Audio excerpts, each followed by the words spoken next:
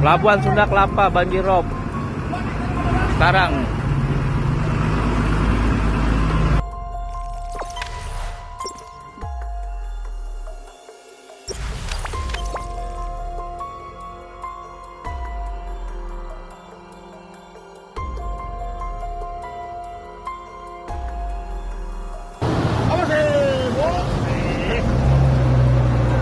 Ini melaporkan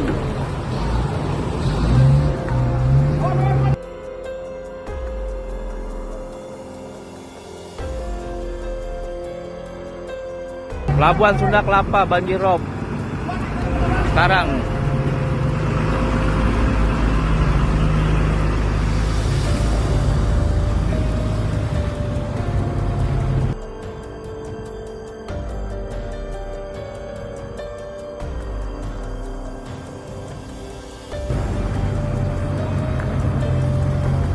Sudah mencapai pintu 1. Demikian laporan dari KDM Ancol, Muhammad Asdar Anwar.